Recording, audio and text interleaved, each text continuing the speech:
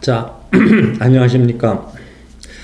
오늘은 한국 신학에 대해서 평신도가 감히 논하도록 하겠습니다. 먼저 한국 신학이 현대 신학과 상당히 동떨어져 있음을 말하기 전에 지난 영상에서 어떤 분이 코멘트를 달았더라고요. 딱 한 분이 달았죠.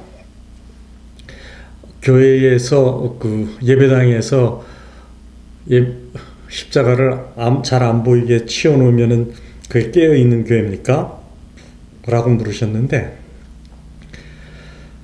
그거는 여러 가지 현상 중에 작은 한 부분을 얘기를 하고 있어요. 그런데 그것을 가지고 그럼 그렇다면 그 교회가 깨어 있는 교회입니까? 라고 얘기를 하면은 그럼 나머지 80% 90%는 아닌 게 되잖아요. 그렇게 작은 한 부분을 보고 전체를 판단하면은 안 됩니다.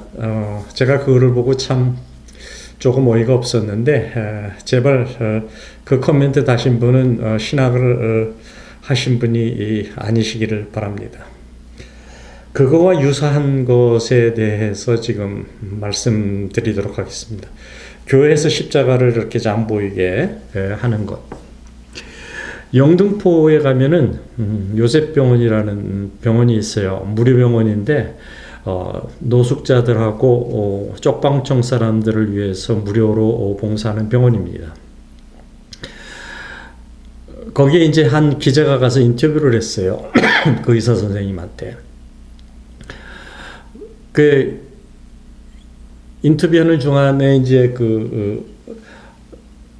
진료를 시작해야 되니까 이분이 그 옷장에서 꺼내는데 옷장에 옷이 두 개가 걸려 있어요. 하나는 흰색 의사 가운, 하나는 검정색 그 팔이 없는 민소매 조끼가 있는데, 이분이 진료를 시작하는데 그 까만색의 민소매 조끼를 입더라고요. 그러니까 그 기자가 물어봐요. 아니 선생님, 왜 의사 가운을 입지 않습니까? 그랬더니 사람들이 의사 가운, 흰색 가운을 보면은 그 스트레스를 받아가지고 원활히 소통하고 마음의 문을 열기가 힘듭니다. 특히 여기 오는 사람들은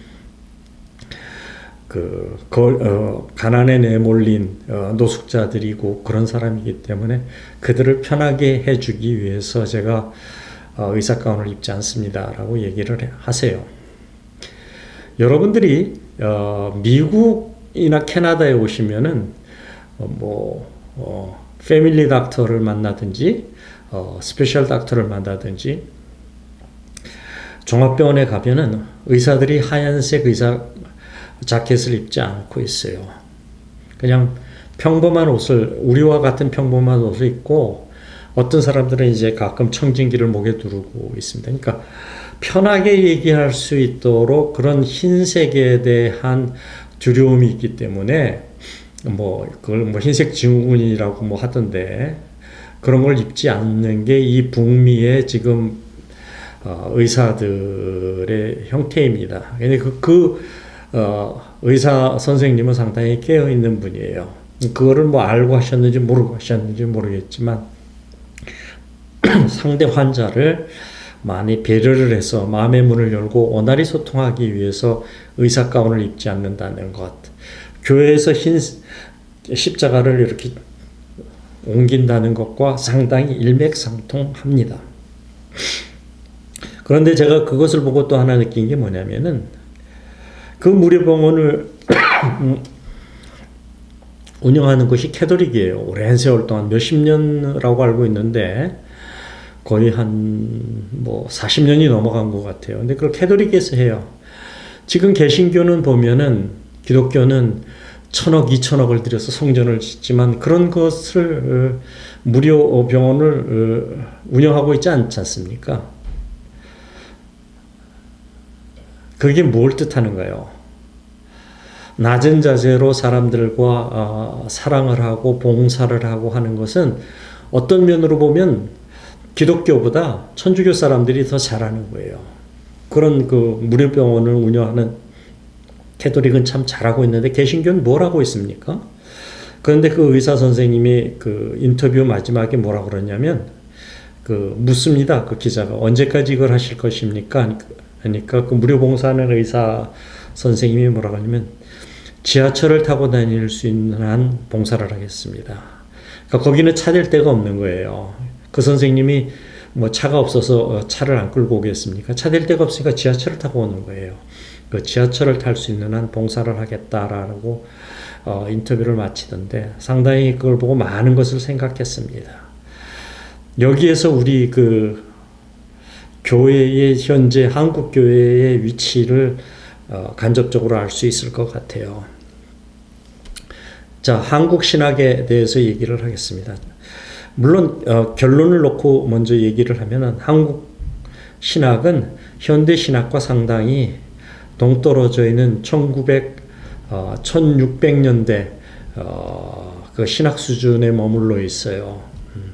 거기로부터 조금도 벗어나지 못하고 있어요. 그 예가 뭐 어느 기독교 종파라고 얘기는 하지 않겠지만 켈빈 신학을 얘기하고 튤립을 얘기하고 웨스트민스터 신학 고백을 얘기하고 예정론을 지금도 그 교리를 마치 100% 진리인 양 그것을 신조로 삼고 있는 교회들이 있죠. 그게 16세기에 나온 신학 사상이거든요.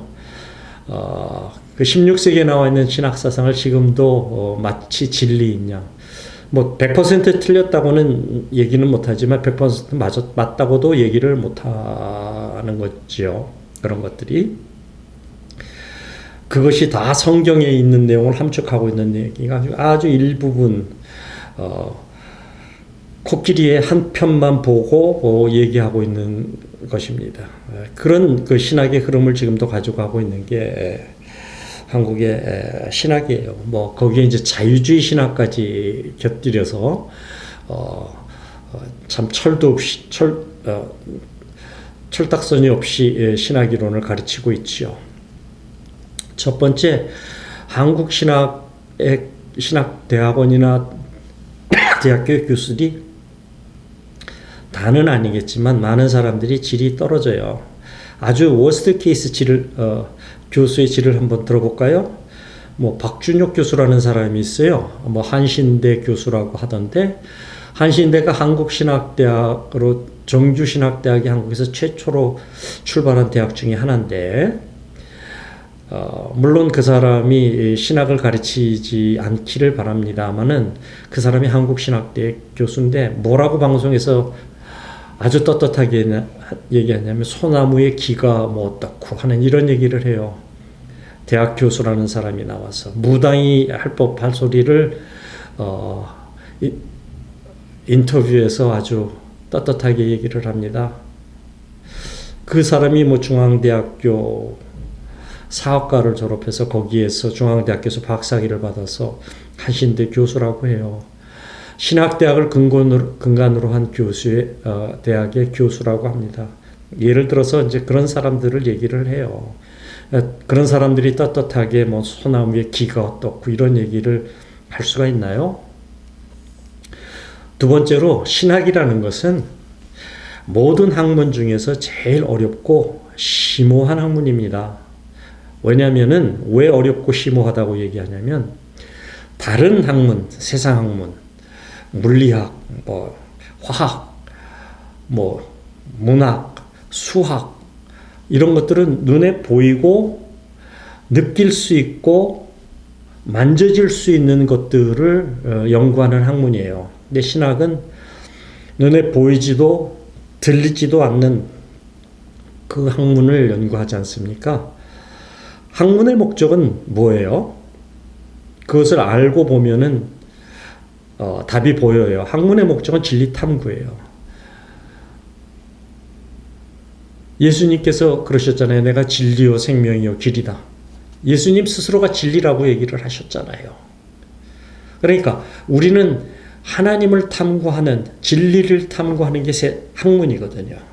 그런데 세상 학문은 눈에 보이는 것들을 보고 가서 조금 이렇게 왔다 갔다 하면서 가는데 신학은 보이지도 않는 학문을 바로 연구하는 학문이니까, 탐구하는 학문이니까 얼마나 어렵겠어요. 그러니까 쇼컷이에요. 다른 학문은 쇼컷이 아니고 둘러가면서 가는데 쇼컷으로 가니 얼마나 어렵겠어요. 그래서 신학이 제일 심오한 학문인데 지금 신학대학이나 신학대학원에 가는 사람들이 그런 엘리트들이 가고 있습니까? 그렇지 않잖아요. 제일 어려운 학문을 제일 질이 조금 걸맞지 않은 사람들이 공부하고, 그래서 그런 사람들이 신학대학 교수라고 가르치고 있으니까 그 한국의 신학의 질이 떨어질 수밖에 없습니다. 예를 하나 들어볼게요. 과학과 신학이라는 것. 아인슈타인은 이렇게 얘기했어요. 종교가 없는 과학은 절름발이고 과학이 없는 종교는 맹인이다, 장님이다. 과학을 모르고 종교를 공부하는 것, 신학을 공부하면 그건 장님이라는 거예요. 아인슈타인이 이제 그렇게 얘기를 했어요. 또 아인슈타인한테 살아생전에 이렇게 한 사람이 물었어요. 박사님, 우리가 이 세상 과학에 대해서 얼마나 알고 있을까요? 그랬더니 아인슈타인이 글쎄요, 우리가 0.01% 정도는 알고 있을까요? 라고 얘기를 했습니다.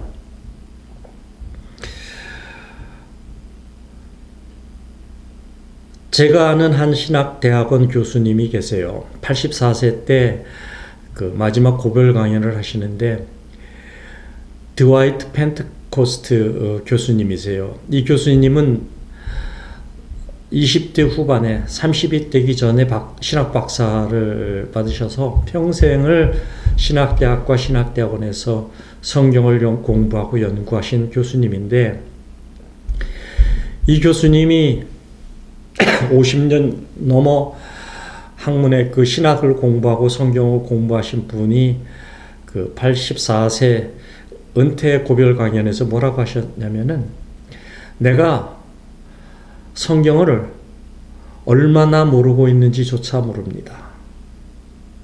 아까 아인슈타인이 한 얘기하고 이 드와이트 펜트코스트 교수님이 얘기하고 있는 게 뭔가 맥락이 통하고 있지 않나요?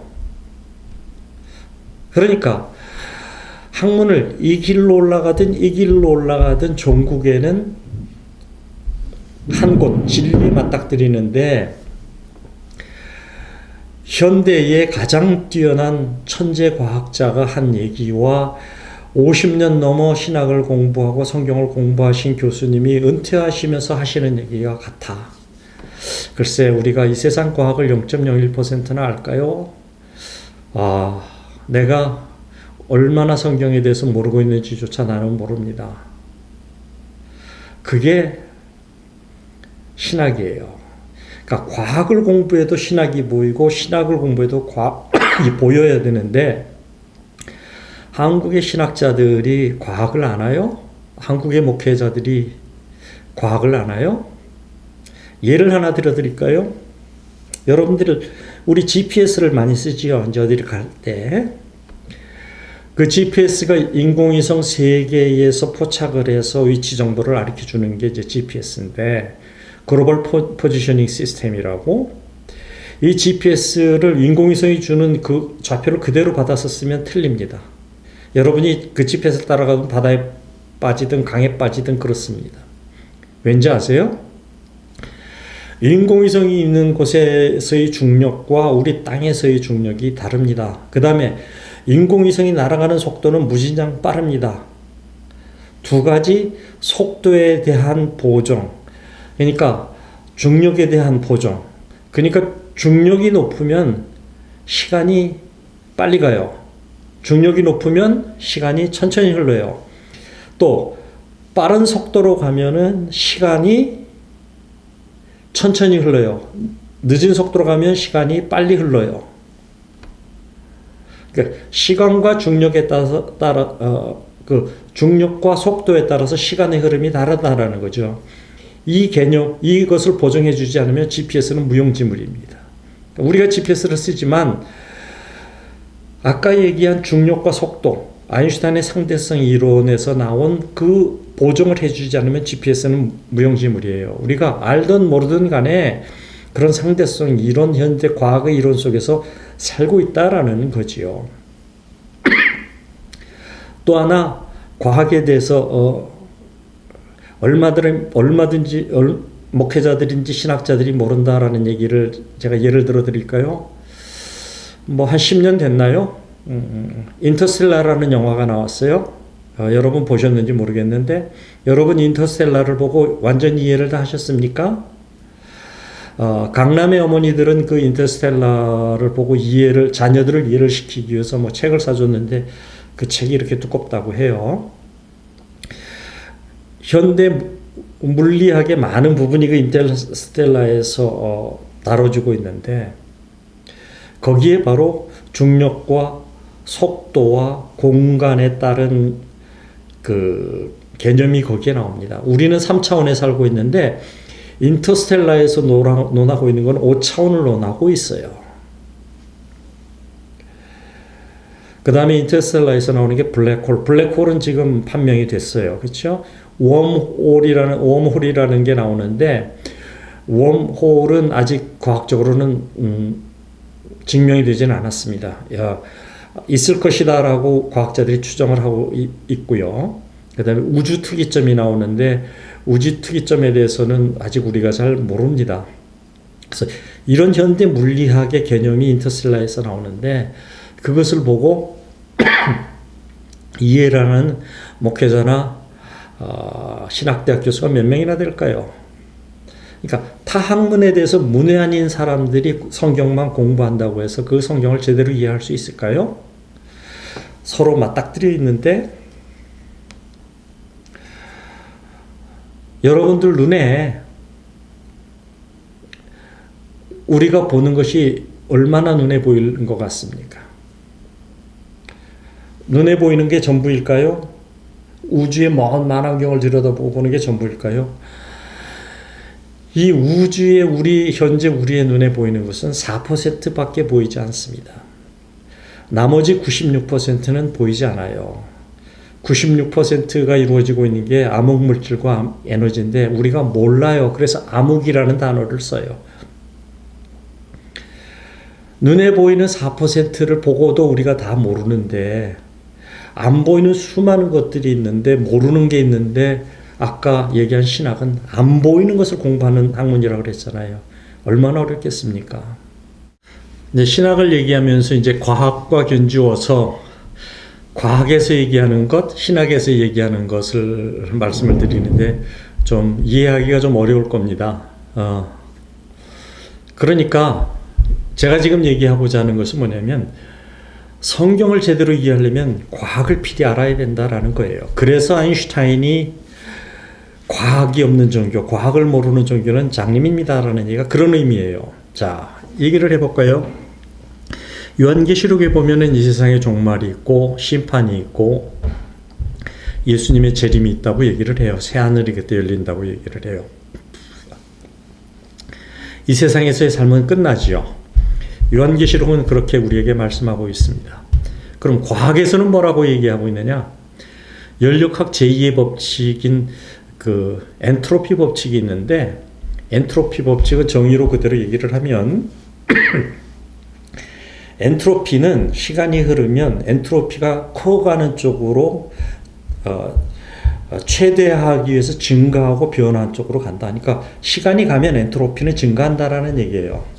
상당히 이제 어려운 얘기인데 쉽게 여러분들한테 설명을 할게요. 이 얘기는 또 다른 말로 얘기하면 이 세상의 무질서도는 시간이 가면 갈수록 커진다라는 얘기를 뜻합니다. 그래서 무질서도가 최대가 되면 이 세상은 망한다라는 거지요. 모든 게 무질서하니까 끝나는 거지요. 하나님께서 창세기에서 이 세상을 창조하셨을 때 하늘과 별을 창조하시고 땅을 창조하셨을 때 여러분들이 창세기를 자세히 읽어보시면 하나님께서 6번입니다. 보기에 좋았더라 라고 말씀하십니다. 마지막 7번째 인간을 창조하시고 나서 아담을 창조하시고 나서는 참 좋았다. 그러니까 좋았다라고 얘기를 해요. 좋았다라는 것은 퍼펙트하다라는 얘기가 아니에요. 완전하다는 얘기가 아니에요. 그 좋았다라는 얘기는 완전하지 않은도 얘기를 내포하고 있는 게 좋았다라는 얘기예요. 하나님이 세상을 창조하셨을 때 완전하게 창조하셨으면 it is good, excellent and perfect 이렇게 얘기하셨을 거예요. 근데 그렇게 얘기 안 하셨어요. 단순하게 보시기에 좋았더라. 자, 그러면 엔트로피 법칙으로 가면 하나님이 이 세상을 창조하셨을 때 무질서도가 0이었다고 생각을 합시다. 시간이 흐르면 무질서도는 점점 커져가요. 엔트로피가 커져가는 것처럼. 그럼 우리가 지금 현재 무질서도가 얼마일까요? 그거는 몰라요, 과학은. 커졌다라는 건 알아요. 자, 제가 여기서 법칙을 얘기하고 있어요. 법칙은 확인이 된 것, 증명이 된 것을 법칙이라고 그러는데, 증명이 되지 않은 이론, 그것을 뭐라고 하느냐면 론이라고 그래요. 16세기에 칼빈이 만든 예정론, 예를 들면 여러분들이 쉽게 이해하겠어요. 예정론은 16세기에 그 예정론이 나왔지만 500년이 흐른 지금에도 예정론은 증명이 되지 않았어요. 그냥 그때 이론은 지금 이론이에요. 설이라는 얘기예요. 법칙은 그렇지 않아요. 그 옛날에 갈릴레오가 지동설을 얘기했잖아요. 지동설이었다고. 근데 그 확인이 됐잖아요. 그렇죠? 그래서 더 이상 지동설이 아니라고요. 그러니까 법칙과 론은 달라요. 론은 확인되지 않은 그냥 하나의 가설일 뿐이에요. 또 하나 이제 법칙을 제가 여러분들한테 얘기할 텐데,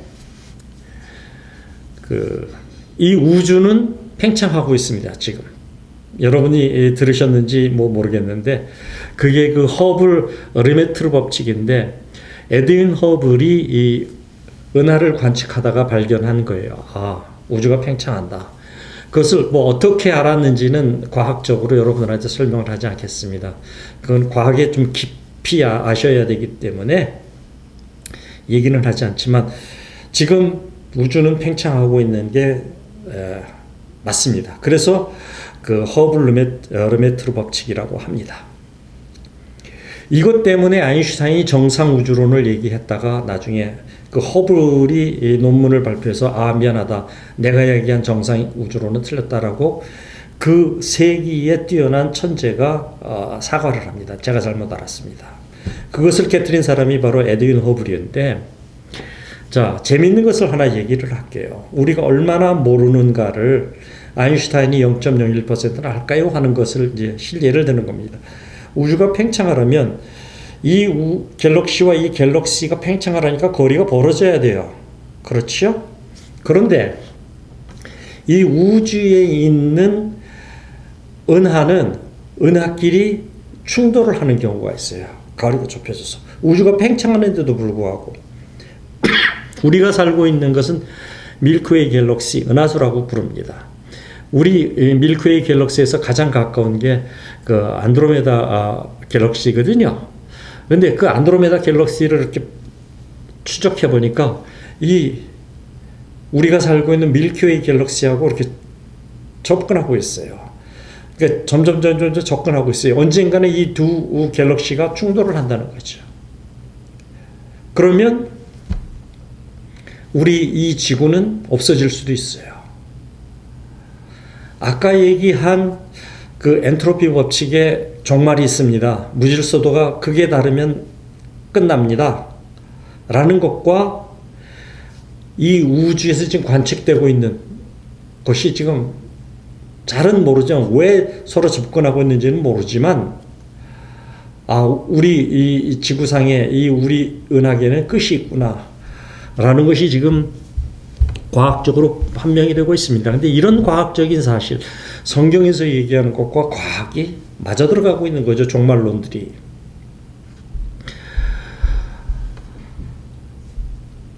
그러니까 이런 신학이, 한국의 신학이 이런 과학의 지식이 전혀 없는 상태에서 보이지 않는 신학만을 가지고 얘기를 하니까 16세기 신학에서 벗어나지를 못하는 거예요.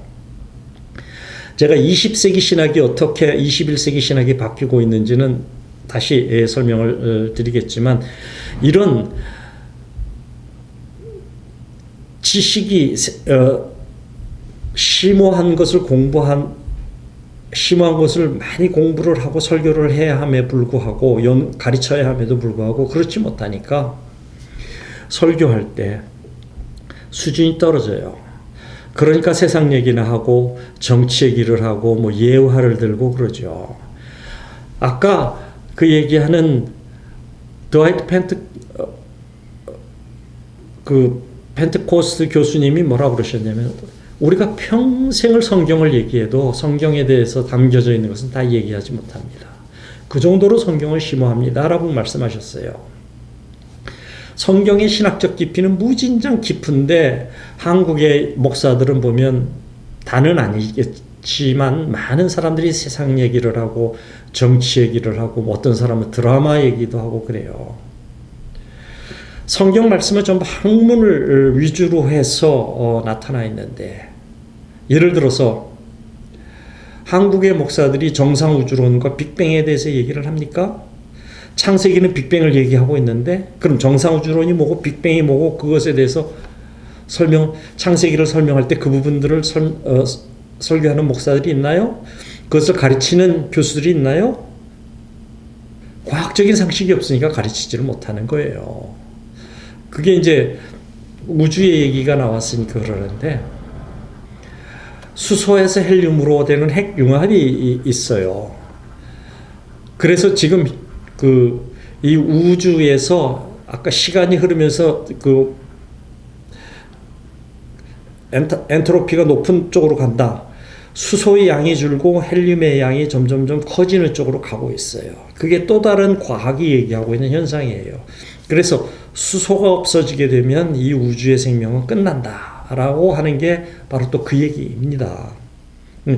예를 들어서 우리 가까이 있는 태양이 핵융합에서 수소가 헬륨으로 되는 과정에서의 에너지를 우리한테 보내주는 것이거든요. 그런데 수소가 무한정 태양에 있는 게 아니에요. 그러니까 태양의 수명이 있다는 거예요. 그럼 우리 지구의 수명이 있다는 거죠. 이런 과학을 알고 성경을 보면은 더 깊이를 하고, 이게 이 말씀이구나. 더 깊이 성경에 대해서 들어가게 되는 거예요. 그러니까 과학이라는 도구를 통해서 더 깊이 들어갈 수 있어요. 세상의 학문을 통해서 더 깊이 성경 안으로 들어갈 수가 있다고요. 그렇게 성경이 심오한 거예요. 제가 이제 다음 시간에는 다른 학문과 성경에서 어떤 연관이 있는지를 설명을 하는데, 오늘은 이제 과학과 성경의 신학에 대해서만 주로 논합니다만, 다음에는 다른 학문에 대해서도 논할 예정입니다. 그러니까 그런 것들을, 다양한 학문을 공부하지 않고 보이지 않은 것을 보고 연구한 16세기 근거를 가지고 얘기하니까 수준이 떨어질 수밖에 없고, 지금 우리는 21세기를 사는데 정신세계는 16세기에 가 있으니 그게 맞아 떨어집니까? 안 떨어지죠. 자, 이제 제가 이제 연도를 얘기할 거예요. 여러분들 연도에 주의 깊게 생각을 하십시오. 상당히 중요한 얘기를 할 겁니다. 예수님이 이 세상에 오신 게 기원전에서 기원후로 바뀝니다. BC에서 AD로 바뀌는 AD 0년에 오신 거예요. 그렇죠? 그런데 서기 325년에 무슨 일이 일어났습니까? 니케아 공의회가 일어나서 아타나시우스하고 아리우스파가 성삼일체를 가지고 논하다 성삼일체가 확정이 됐죠. 451년에 켈케드 공의회가 열려서 예수님의 신성과 인성 논쟁에서 신성이 확정이 됐어요. 예수님이 오셨고 325년, 451년 중요한 종교적인 신학의 펀더먼털이 확정이 된 거예요. 그때. 그 전까지는 종교 논쟁이 무수히 많았습니다. 초대교회에. 근데 그게 이제 451년에 어느 정도 확정이 됐어요. 자, 서기 1054년에 무슨 일이 일어납니까? 동양교회와 서양교회가 분리가 되지요. 그걸 이스트 웨스트 시즘이라고 얘기하는데, 동방정교회와 서방교회로 나눠지는 교회 분리가 일어납니다. 그게 1054년에 일어났어요. 자, 1517년에 무슨 일이 일어났습니까? 마틴 루터의 종교개혁이 일어났어요. 그래서 1530년에 그 제네바 아카데미가 나와서 츠윙클리나 켈빈의 신학이 확정이 됐고, 종교전쟁이 일어났고, 위그너 학살이 일어났고, 등등등. 그 후에, 마틴 루터의 종교개혁 후에 그런 것들이 꾸준히 변천이 됐어요. 자, 다시 한번 되돌아가죠. 서기 0년에 예수님이 이 땅에 오셨고, 그 다음에 325년, 451년에 신학의 중요한 펀더먼탈이 확정이 됐고, 1054년에 동방교회와 서방교회가 나눠졌고, 1517년에 마틴 루터의 종교개혁이 일어나서 캐톨릭과 기독교가 분리가 됐어요. 개신교가, 프로테스탄트가. 그러니까 네 사건을 얘기를 하고 있어요. 서기 0년, 그 다음에 400년, 500년 정도에, 그 다음에 서기 1000년, 1517년. 여러분들 뭐가 눈에 이렇게 감이 잡히십니까?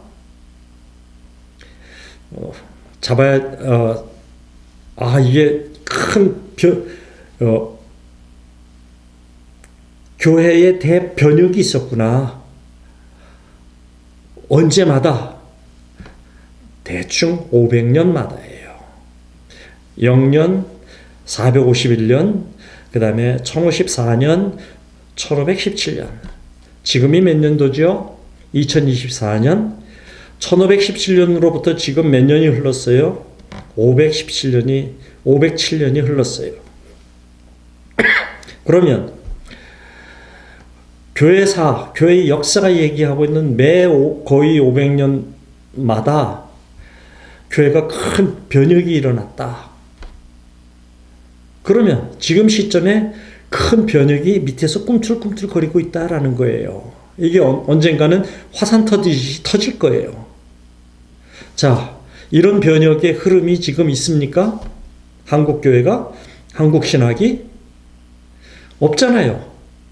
16세기 신학을 지금도 그대로 보고 그 교리를 100% 맞는 양 가르치고, 그것을 또 교단에서 설교를 하고, 튤립이 어떻고 예정론이 어떻고 그러고 있잖아요.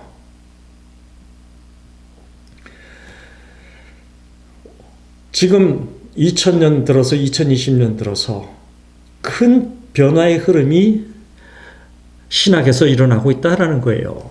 그래서 북미의 신학자들은 고민을 하고 있어요. 도대체 이게 무엇이 개혁이 되어야 되느냐, 무엇이 하나님이 우리한테 바뀌기를 원하시느냐를 가지고 지금 고민을 하고 있습니다. 그 중에 이제 하나 나타난 게 아까 얘기한 예배당. 한국의 예배당처럼 그 바실리카라고 그러는데 큰 중세교회의 성당처럼 그런 식으로 1,000억, 2천억을 들여서 교회를 지어요. 그게 옳은 일일까요?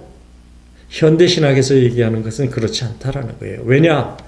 그 바실리카 스타일, 노틀담 사원이나 파리에 있는 노틀담 사원이나 웨스트민스터 사원에 가보면 거기에 지금 교인들이 모여서 예배드리고 성령을 얘기하고 그렇습니까? 비어가고 있잖아요. 유럽의 바실리카 교회들이 지금. 그 얘기는 뭐예요? 중세시대의 바실리카 스타일의 교회는 틀렸다. 예배당은 틀렸다라는 것을 지금 얘기하고 있는 거예요. 그리고 또 교회 역사를 살펴보면 그렇게 예배당이 중요하다면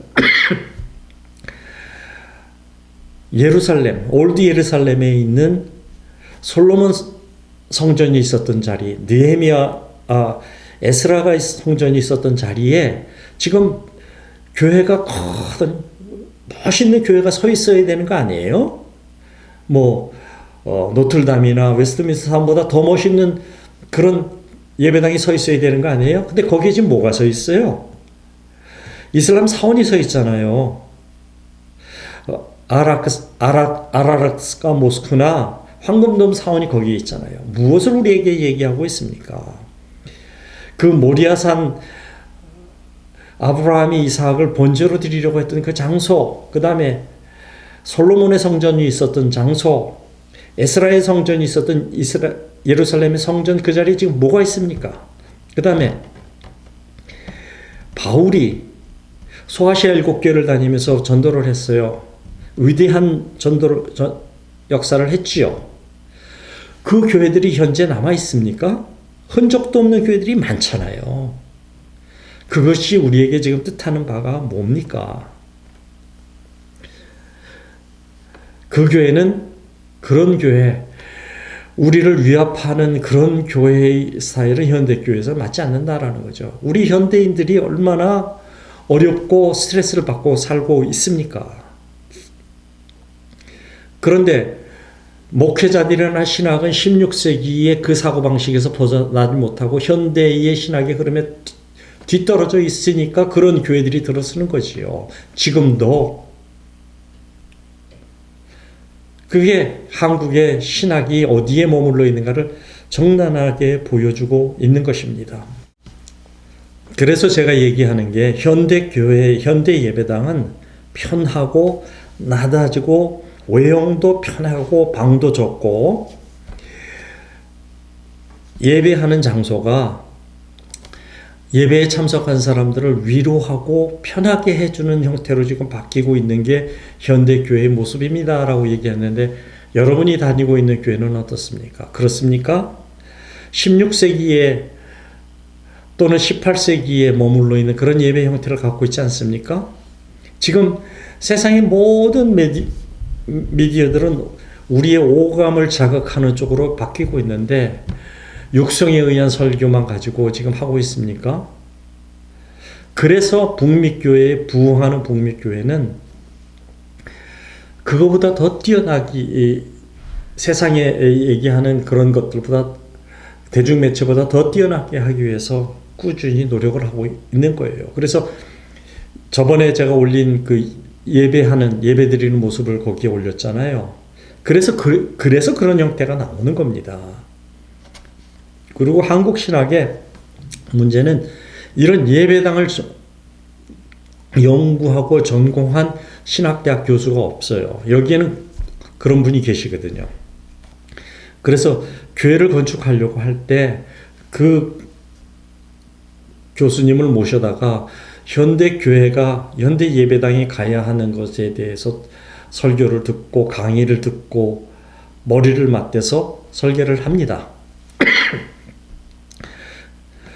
그래서 북미교회 신학자들이 보는 예배당의 역사적 관점은 뭐라고 보느냐면 그 에스라서 3장 2절에서 6절에 보면 그 솔로몬 성전이 무너지고 난 후에 바벨론 포로에서 에스라가 돌아와서 제일 처음에 한 게 뭐냐면 그 솔로몬 성전 자리에다가 율법에 규정된 대로 번제를 드릴 수 있도록 제단을 만듭니다. 먼저 간편한 제단을 만들어서 거기서 제사를 드리기 시작해요. 그렇게 간편하게 드릴 수 있는, 간략하게 드릴 수 있는 것이 현대교회에 가야 하는 모습이다라고 북미교회 신학자들은 보고 있습니다. 왜냐? 그 에스라 성전을 기초를 닦고 완전히 다 성전을 짓고 난 후에 그 예루살렘 성전으로 돈이 모이고 그 다음에 거기에 대제사장이 있고 율법학자가 있고 서기관이 있고 랍비가 있고 일반 사람들의 그 존경과 뭐 이런 명예가 몰릴 때 그 성전이 무너졌거든요. 그래서 솔로몬 성전도 솔로몬 성전 안에서의 행사가 그게 다르고 돈이 모이고 거기에 예물이 모이고 거기에 하는 제사장들이나 서기관이나 랍비들이 존경을 받기 시작할 때 그게 무너진 것처럼 에스라 성전도 그렇게 무너졌거든요. 서기 147년경에. 그래서 이 북미 교회의 신학자들이 예배당을 보는 입장은 예배당으로 헌금이 모여서 쌓이고 목회자들을 존경하고 뭐 명예스럽게 인정하고 하는 순간 그 교회는 무너진다라는 게 북미 교회 북미의 그 신학자들의 시각이고 이곳 그 목회자들의 시각입니다. 그래서 제가 얘기를 했잖아요. 교회가 어느 수준에 딱 도달하면 거기서부터 더 이상 가지 않고 나눠진다고. 그러니까 10,000명, 20,000명, 뭐 100,000명 이렇게 가지를 않는다 그랬잖아요. 3,000명, 4,000명 단위로 돼서 세포 분열을 계속 해나간다 그러잖아요. 목회자가 친구처럼 하고 넥타이도 안 메고 나와요. 그 다음에 이제 뭐 스토리라 그럽니까? 무슨 가운을 걸치고 무슨 절기마다 스토를 걸치고 나오는 이런 거 절대 안 해요. 왜냐하면 그런 걸 하는 순간 어떤 명예와 존경과 그런 것들이 그 목회자한테 몰리니까 그런 것을 없애려고 노력합니다. 만약에 예를 들어서 저번에 홀리 프라이데이, 굿 프라이데이의 그 붉은색이 이제 스톨의 그 색깔인데, 그래서 어떡합니까? 십자가에다가 붉은색을 넣었잖아요. 다른 교회는 그런 조명 설비가 없는 교회는 어떻게 하냐면 십자가에다가 붉은색 천을 거기다 감아 놓습니다. 목사가 목에 두르지를 않는다라는 얘기예요. 목사가 왜 그것을 목에 두르고 이렇게 점잖은 척하고 거룩한 척을 합니까? 가운을 입고 스토를 하고 십자가가 받아야지요. 그게 지금 현대교회라고요. 근데 한국교회는 그걸 하고 있잖아요. 가운도 입고 나오고 스톨도 걸치고 흰색 스톨도 걸쳤다, 보라색도 걸쳤다가 절기에 맞춰서 그 절기에 맞춘 색깔을 왜 목사 개인이 그걸 들고 나와서 거룩한 척을 하느냐고요. 그거를 십자가의 천으로 말아놓으면 되지. 제가 그것을 이쪽 북미교회에서 하는 그런 어떤 십자가의 천을 걸쳐놓는 것을 사진으로 올려놓을 겁니다. 한번 보세요. 목사가 걸치지를 않는다고요, 목회자가. 근데 한국교회는 그렇게 하고 있잖아요. 그러니까 그게 얼마나 뒤떨어진 현대교회와 현대신학에서 뒤떨어진 개념입니까? 그 성전이 있음으로써, 예루살렘의 성전이 있음으로써 어떤 문제가 생기느냐면은, 6월절이 되면 이제 6월절이 그 출애굽에 기념하기 위한 절기인데, 어린 양을 잡아가지고 그 어린 양을 그 성전이 있는 제단에다가 그 피를 붓습니다. 그리고 그 고기를 예루살렘 안에서 그 고기를 나눠 먹는 게 6월절의 그 본질적인 부분인데, 이게 성전이 파괴됐으니까 어떻게 돼요? 그럴 필요가 없잖아요. 그러니까 성전이 파괴된 게 하나님의 뜻이면서 그런 것을 하지 말라라는 것을 말씀하시고 있는 거예요. 그러니까 지금 현대 신학의 개념이 밑바닥에서 큰 소용돌이를 치고 있는데, 한국의 신학은 동떨어져서 16세기, 17세기의 신학을 지금도 가르치고 그것을 수도하고 그것을 주장하고 있으니까 현대인들이 교회를 떠날 수밖에 없는 거죠. 시대와 동떨어져 있으니까. 그래서 한국의 현대 신학이 현대 신학과의 흐름에서 동떨어져서 저 무인도의 한 섬과 같이 고고하게 살아가니까 현대 삶에서 멀어지고 있는 것은 당연합니다. 그래서 한국의 신학이 바뀌어야 됩니다. 신학대학이나 신학대학 교수들도 바뀌고 신학 자체가 바뀌어야 됩니다. 이것을 바뀌기 위해서는 목회자나 신학대학 교수들이 영어에 아주 능통해야 돼요. 잘하는 정도가 아니라 능통해야 돼요. 왠지 아세요? 현대 신학의 논문은 전부 영어로 쓰여 있습니다.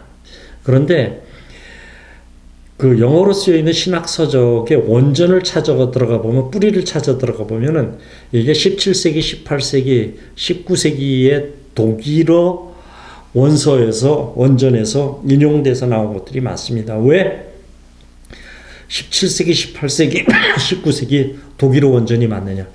마틴 루터의 종교개혁 때문에 독일이 신학이 그때 발전되었거든요. 그때 신학 논문들이 많이 나왔어요. 근데 그것을 바탕으로 20세기, 21세기 영어 논문들이 지금 신학 논문들이 나와 있어요. 그러니까 제가 이제 그 신학 책들을 이렇게 보면 그 원전을 찾아 들어가서 무엇을 근거로 해서 이런 얘기를 하는가를 보면 독일어 원서에서 나온 게 많아요.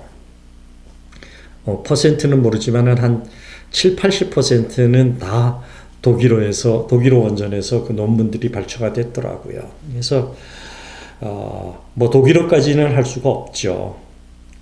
여러분들이 신학이 발전되기 위해서 가장 기초는 타학문과의 교류가 많고 타학문을 많이 신학이 받아들여야 되고, 그게 먼저고, 두 번째로는 영어에 능통해야 됩니다. 모든 신학 논문들이, 신학 서적들이 전부 지금 영어로 쓰여져 있는 영어의 시대이거든요. 그래서 그 신학 서적들이 지금 전부 북미에서 영어로 출간되고 있습니다.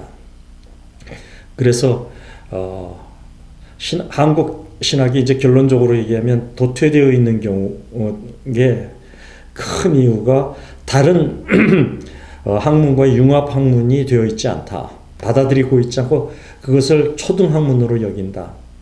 제가 이제 다음 시간에는 그 성경에서 왜 이런 것을 다른 학문 쪽으로 연구가 되어져야 합니다라는 것을 설명을 해드릴 텐데, 그게 첫 번째, 다른 학문과의 신학이 많이 융합이 되고 받아들이고 해야 되는데 초등학문으로 멀리한다는 것의 첫 번째 문제. 두 번째는 목회자들이나 신학대학 교수들이 영어를 잘 못해요. 뭐 잘 하는지는 모르겠지만 영어에 능통하지를 못합니다.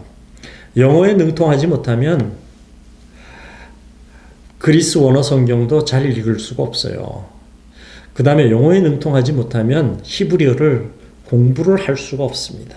잘이 아니라 이 그리스어 성경은 영어와 상당히 가깝고 현재 그리스어가 있기 때문에 영어를 잘하면 이것은 알 수가 있는데, 히브리어는 1000년간 사라졌던 언어이기 때문에 모든 히브리어를 가르치는 책은 전부 영어로 되어 있어요. 렉시콘도 전부 영어로 되어 있고. 그래서 제가 본 히브리어 공부를 해보니까 히브리어 성경에 나와 있는 단어 하나가 다 분석이 되어 있어요. 뭐 100%는 정확하진 않습니다.